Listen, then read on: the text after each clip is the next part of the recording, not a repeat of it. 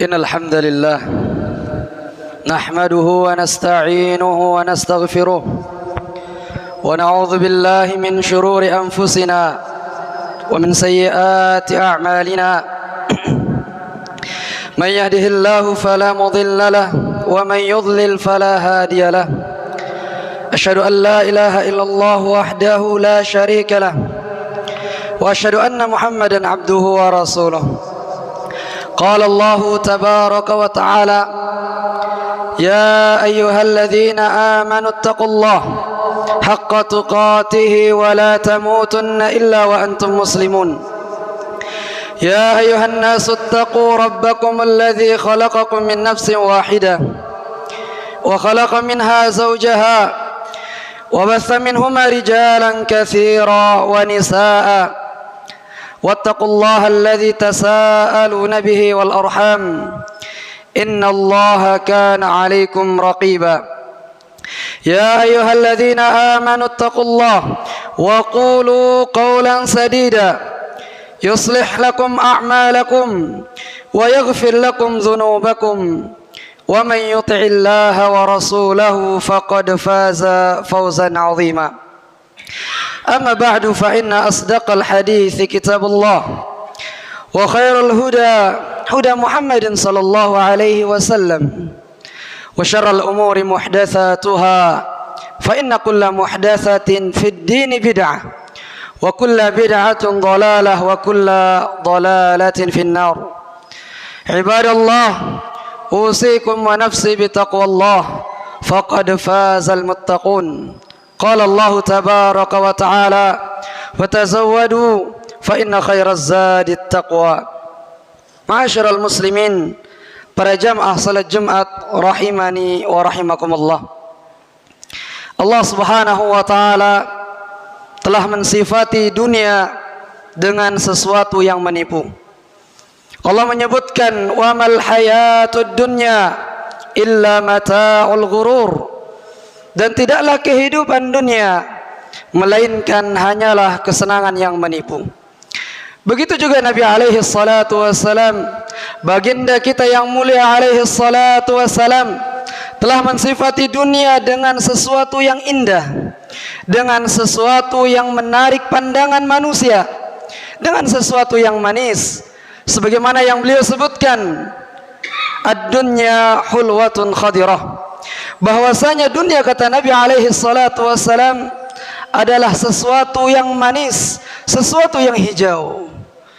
Sesuatu yang manis dan sesuatu yang hijau pasti semua tergoda dengannya, menarik pandangan manusia, menarik keinginan manusia untuk merasakan dan memilikinya.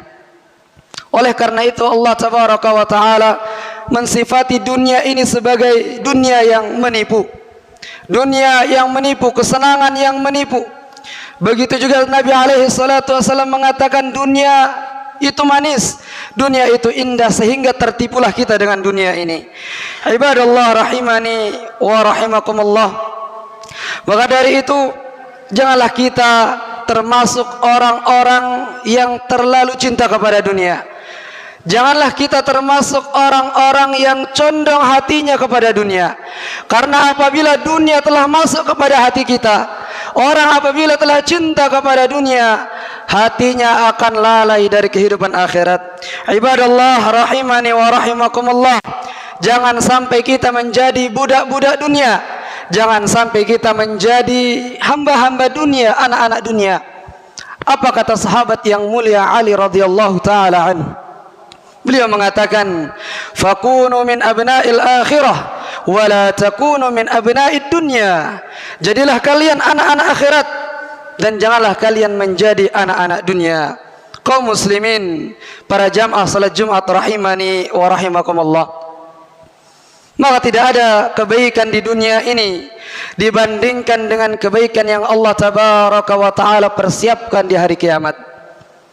Sebagaimana sabda Nabi alaihi salatu wassalam, beliau ingin memberikan kita perumpamaan yang indah. Beliau ingin memberikan kita perbandingan yang sangat jelas antara kenikmatan dunia jika dibandingkan dengan kenikmatan akhirat. Apa kata Nabi alaihi salatu wasalam? "Mad dunya fil akhirah illa mislu ma yaj'alu ahadukum isbahu fil yammi falyanzur bima yarji'."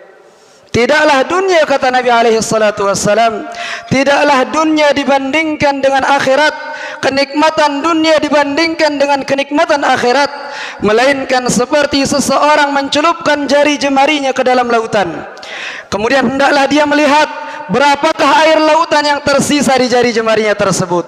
Ini perbandingan yang jelas, ikhwatal iman rahimani wa rahimakumullah. Nabi menjelaskan bahwasanya yang di lautan ini adalah kenikmatan akhirat yang tidak ada ujungnya, kenikmatan yang sangat luas. Kemudian yang tersisa di jari jemari kita inilah kenikmatan dunia. Setetes mungkin, dua tetes mungkin yang tersisa. Ini kenikmatan dunia yang selama ini kita kejar, yang selama ini kita berlomba-lomba. Akhirnya kita lupa dengan kenikmatan yang begitu luas. Ikhwatal iman rahimani wa rahimakumullah. Maka tidak ada kenikmatan dibandingkan dengan kenikmatan Allah tabaraka wa ta'ala di dalam surganya kelak. Dan tidak ada kesengsaraan melebihi kesengsaraan ketika Allah tabaraka wa ta'ala melemparkan seorang hamba ke dalam nerakanya. Maka pantaslah Nabi alaihi salatu wasalam, dari Anas bin Malik radhiyallahu ta'ala an, beliau ingin memberikan kita, membuka akal kita. Beliau ingin menasehati kita. Nabi alaihi salatu wasallam bersabda, "Yu'ta bi an'ami ahli dunya min ahli an-nar yaumal qiyamah fayusbighu fi an-nar sibghah fayuqalu lahu hal ra'aita khairan qat mar rabbika na'iman qat."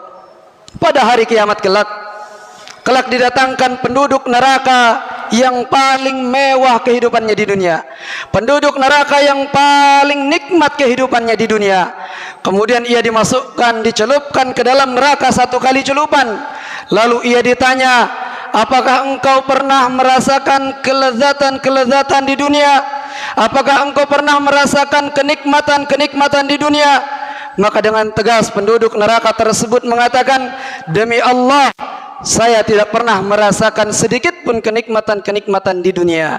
Ini menunjukkan kesengsaraan yang hakiki adalah ketika Allah tabaraka wa ta'ala melemparkan kita ke dalam nerakanya, sehingga kenikmatan yang luas di dunia, kenikmatan-kenikmatan yang kita rasakan seakan-akan kita tidak pernah merasakannya, terhapus begitu saja diakibatkan oleh sengsara di neraka. Kemudian didatangkan penduduk neraka yang berikutnya, yang paling sengsara, yang paling buruk kehidupannya. Lalu ia dimasukkan ke dalam surga Allah tabaraka wa ta'ala. Kemudian ia ditanya, "Apakah engkau pernah merasakan keburukan-keburukan, kesengsaraan-kesengsaraan?"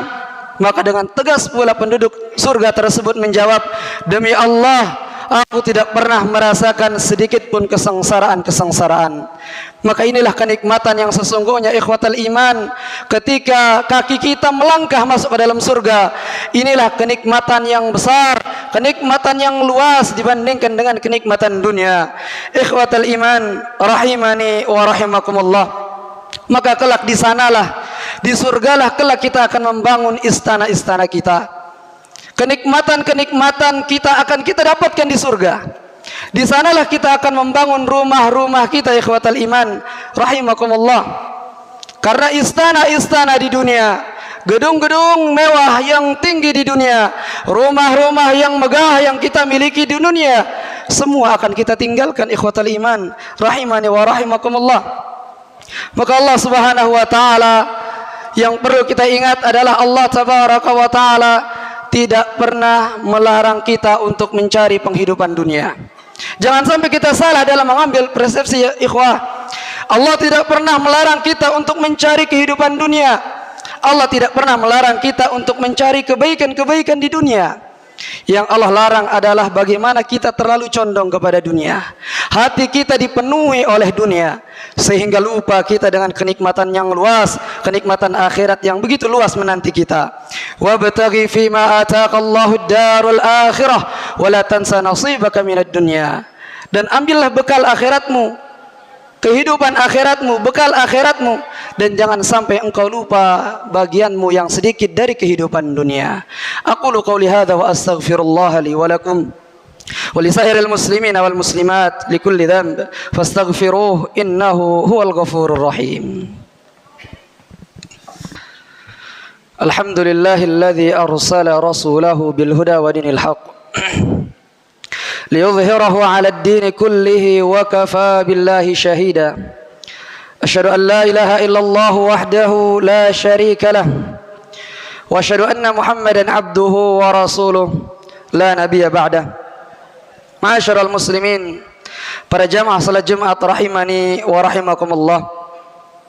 Pada khutbah yang kedua ini insyaallah kita akan membacakan beberapa hadis Nabi sallallahu alaihi wasallam yang semoga dengannya kita menjadikannya sebagai nasihat untuk kita dalam kehidupan dunia. Bahwasanya Allah Subhanahu wa taala membenci orang-orang yang hidupnya bagaikan keledai di siang hari dan bangkai di malam hari.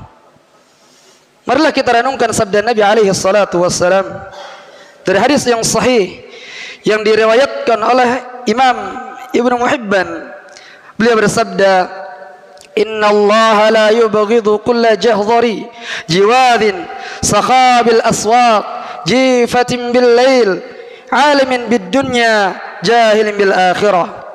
Nabi alaihi salatu wasalam mengatakan, Inna Allah la yubghidu kulla jahdhari jiwadin sakhabil aswaq himarin bin nahar jifatin bil lail alimin bid dunya jahilin bil akhirah.